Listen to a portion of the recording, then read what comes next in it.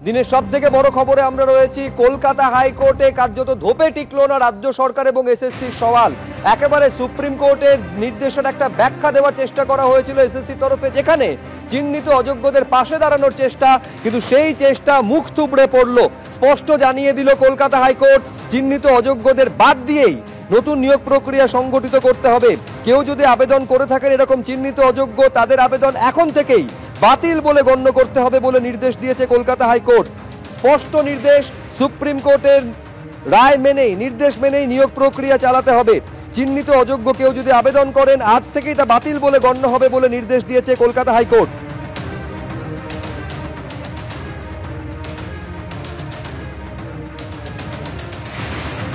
দুই প্রতিনিধি আমাদের সঙ্গে সরাসরি রয়েছেন সৌভিক মজুমদার এবং কৃষ্ণেন্দু অধিকারী। আমি শুরুতে কৃষ্ণেন্দু অধিকারীর কাছে এই জন্য যাব, কার্যত যোগ্য চাকরিহারা যারা তাদের ওপরই শিলমোহর দিয়েছে আজকে সর্বোচ্চ আদালত। চিহ্নিত অযোগ্যদের পাশে দাঁড়ানোর যে চেষ্টা কৃষ্ণেন্দু আজকে রাজ্য সরকার এবং এসএসসি তরফে করা হয়েছে, পত্রবার্তা কলকাতা হাইকোর্ট খারিজ করে দিয়েছে।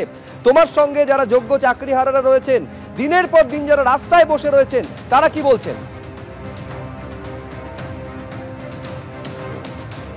আমরা সরাসরি তাদের কাছে যাব যে যেভাবে আজকে অযোগ্যদের এই পরীক্ষায় বসা থেকে একদম নিষেধ করা হয়েছে এবং যারা অলরেডি আবেদন করেছে তাদের বাতিল করতে বলা হয়েছে, তাতে কি বলবেন? দেখুন, এটা তো এক্সপেক্টেড। যারা অযোগ্য বলে চিহ্নিত তাদের তো পরীক্ষায় বসার কথাই নয়। সেখানে দাঁড়িয়ে একটা নোটিফিকেশনে সেখানে ক্লিয়ারলি সেটা স্টেট করা নেই যে অযোগ্যরা পরীক্ষায় বসতে পারবে না। তো ভুলবশত নয়, একদমই এটা প্রি প্ল্যান্ড ওয়েতে তাদেরকে পরীক্ষায় বসানোর একটা চক্রান্ত ছিল এবং সেইভাবেই এগোচ্ছিল এসএসসি। আলটিমেটলি সেটার একটা রায় হলো, কিন্তু রায়টা আমাদের কাছে শুধুমাত্র ওইটা এক্সপেক্টেড নয় যে শুধুমাত্র অযোগ্যরা পরীক্ষায় বসতে পারবে না। আমরা আরও কিছু চেয়েছিলাম।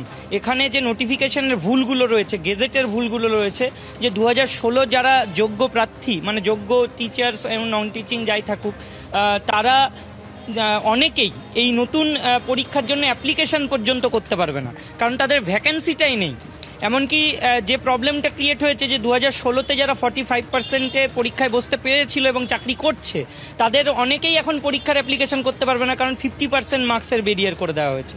তাহলে তাদের কি হবে? যারা যোগ্য হয়ে চাকরি করছিল, সুপ্রিম কোর্টের রায় যে পরীক্ষায় বসতে পারবে, অথচ তারা অ্যাপ্লিকেশন পর্যন্ত করতে পারবে না।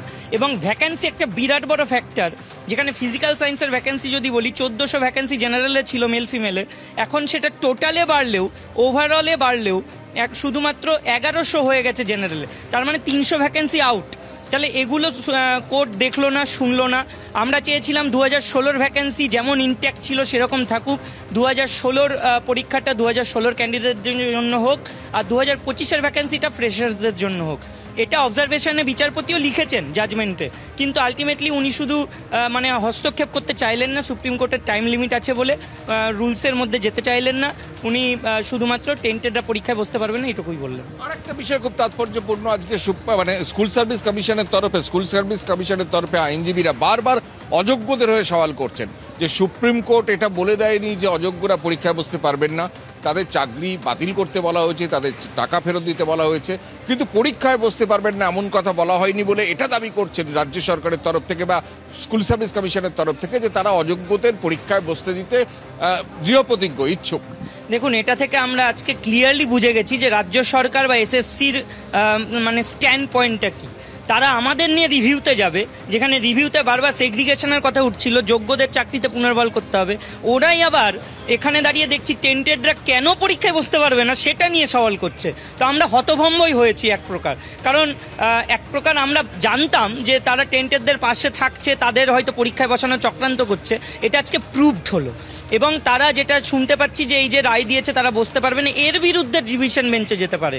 তাহলে এটা সত্যি অকল্পনীয় এবং ভাবতেও অবাক লাগে যে রাজ্য সরকারের বা এসএসসির স্ট্যান্ড পয়েন্টটা কি। তারা যারা টাকা দিয়ে চাকরি পেল তাদের পক্ষ নিয়ে যাতে পরীক্ষায় বসতে পারে সেই জন্য কোর্টে যাচ্ছে, আর আমরা দিনের পর দিন রাস্তায় আন্দোলন করছি ভুক্তভোগী ওনাদের দোষের জন্য। আমাদের প্রতি সহৃদয় হওয়া যাচ্ছে না। যেখানে দুটো নোটিফিকেশন আলাদা করে দিতে পারতো সেটা নিয়ে ওনাদের কোনো হেলদোল নেই। ওনারা টোটালটাকে একসঙ্গে করে টেন্টেডদের বাঁচাতে চেষ্টা করছেন। আমি বলছি যারা ধরো যারা টেন্টেড, যারা টাকা দিয়ে চাকরি পেয়েছে, যারা সাদা খাতা ওএমআর জমা দিয়ে চাকরি পেয়েছে, এবং যাদের ওয়েবার ম্যানিপুলেশনে যাদের নাম পর্যন্ত উল্লেখ আছে, সেই নির্দিষ্টভাবে টেন্টেডদের যাদের চাকরি বাতিল হয়ে যাওয়ার কথা সুপ্রিম কোর্টের নির্দেশে, যাদের টাকা ফেরত দেওয়ার কথা, যারা টাকা দিয়ে চাকরি পেয়েছেন, তাদের কি সরকার ঘুরপথে তাদের নিরাপত্তা দেওয়ার জন্য তোড়জোড় করছে? একদমই তাই। সরকার পক্ষ তো চাইছে যে টেন্টেডদের কিভাবে পুনর্বাসন করা যায় এবং এই পরীক্ষার মাধ্যমে তাদেরকে নিয়োগ কি করে দেওয়া যায়। এই পরীক্ষা আদৌ কি সম্পন্ন হবে ঠিকঠাকভাবে, আমাদের সন্দেহ আছে। এখানে সব থেকে ভালো বিষয় হতো যদি 2016 গেজেটে 2016 ক্যান্ডিডেটরা পরীক্ষা দিত, তাহলে সেই ক্যান্ডিডেটদের রোল নাম্বার আছে এখনো, সেই রোল নাম্বারের বেসিসে যদি অ্যাপ্লিকেশন হতো কারা কারা টেন্টেড তাদেরকে রিমুভ করা যেত ইজিলি, এবং এই পরীক্ষাটাও সঠিকভাবে সম্পন্ন করা যেত। আর নতুনদের জন্য নতুন ভ্যাকেন্সিটা আলাদা করে নেওয়া যেত এবং সেখানে সব ক্লিয়ার থাকতো। তুমি শুনলে তারা স্পষ্ট করে দিলেন তাদের অবস্থান। যদিও আজকে হাইকোর্টের তরফ থেকে বিচারপতি স্পষ্ট করে দিয়েছেন যারা অযোগ্য, নির্দিষ্টভাবে চিহ্নিত অযোগ্য, তারা পরীক্ষায় বসতে পারবেন না। এমনকি ইতিমধ্যে যারা আবেদন করেছেন তাদের সেই আবেদন বাতিল করতে হবে। কিন্তু আজকের যে শুনানি পর্ব হয়েছে তাতে সরকারের তরফ থেকে বা স্কুল সার্ভিস কমিশনের তরফ থেকে বারবার যে দাবি করা হয়েছে তা কার্যত অযোগ্যদের স্বীকৃতি দেওয়ার দাবি, তাদের পরীক্ষা বসার দাবি, যদিও সেই দাবি খারিজ করে দিয়েছে হাইকোর্ট। একেবারে সেই দাবি খারিজ করে দিয়েছে কলকাতা হাইকোর্ট। এসএসসির যে প্রচেষ্টা একটা চিহ্নিত অযোগ্যদের পাশে দাঁড়ানোর, সেইটা পত্রপাঠ খারিজ হয়ে গেছে কলকাতা হাইকোর্টে। আমাদের আরেক প্রতিনিধি সৌভিক মজুমদার রয়েছেন, তার সঙ্গে কথা বলবো, কিন্তু তার আগে আজকে কলকাতা হাইকোর্টের যে নির্দেশ তা নিয়ে আইনজীবী ফিরদৌস শামীম কি বলছেন দেখুন একবার।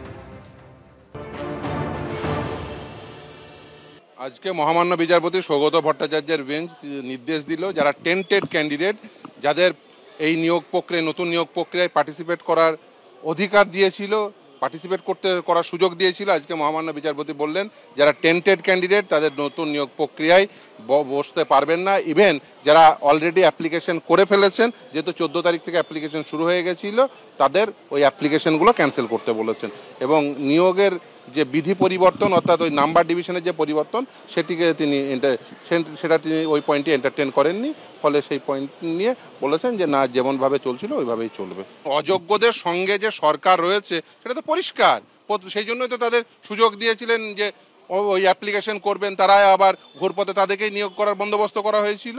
সেই জন্য আজকে আদালত খুব পরিষ্কার বুঝতে পেরেছেন যে টেন্টেড ক্যান্ডিডেট তাদের আবার সুযোগ দেওয়ার চেষ্টা হচ্ছে। ফলে আদালত খুব স্বাভাবিকভাবে টেন্টেড ক্যান্ডিডেটদের তাদের এই নতুন নিয়োগ প্রক্রিয়ায় পার্টিসিপেট করতে পারবেন না বলে নির্দেশ দিলেন, এবং যারা অলরেডি অ্যাপ্লিকেশন করে ফেলেছেন তাদের ওই অ্যাপ্লিকেশনগুলো ক্যান্সেল করার নির্দেশ দিলেন।